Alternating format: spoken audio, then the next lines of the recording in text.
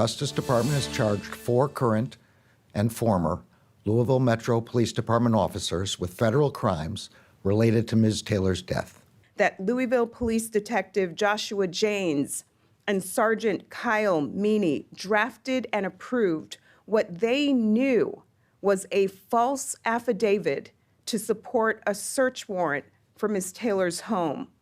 That false affidavit set in motion events that led to Ms. Taylor's death when other LMPD officers executed that warrant.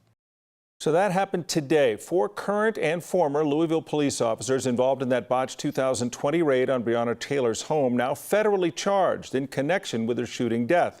The 4 officers, Brett Hankinson, Joshua Janes, Kelly Goodlett, and Kyle Meany, were arrested today. Of course, her death sparked months of protest, and our 9 News legal analyst Whitney Traylor is with us now. So let's talk about why this became a federal case and why the feds are making these charges. Right. Well, the state AG chose not to put any charges forward and was highly criticized for that. And so now the DOJ started their investigation into these civil rights claims, saying essentially under 42 U.S.C. 1983, were they acting under color of state law when they violated her rights? They also found in their investigation that the police had lied about to get the no-knock warrant. And specifically, they lied about they had talked to a postal inspector who said she was receiving packages at her home from her ex-boyfriend.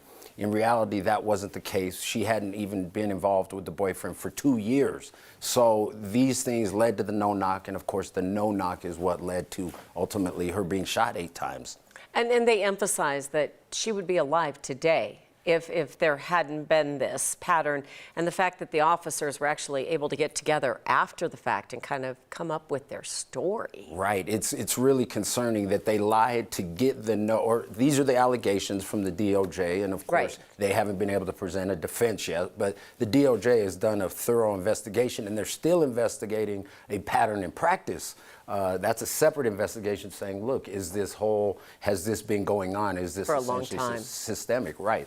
And so coming, as you pointed out, them getting together afterwards to make sure their story matched and they could tell the investigators that certainly is going to support this, pattern in practice, because it appears this happens a lot, and it really brings into question the no-knock warrant. Yeah, and you talk about patterns and practices, and that's certainly one thing that the federal government, the Department of Justice, would look into. But this case got so much notoriety. There were so many people hyper-focused on this case. It's now been a couple of years, but was this ever really, or should this have been seen or investigated at the state level, at the city level, before it even reached this level? Absolutely, and this is why people are really concerned, because if you did even a cursory investigation, there were a lot of issues, even on the no-knock, before these lies came out, there were questions about how they got it and why they got it. There was a question if they announced themselves, and so the way it happened was really, egregious. They're plainclothes officers.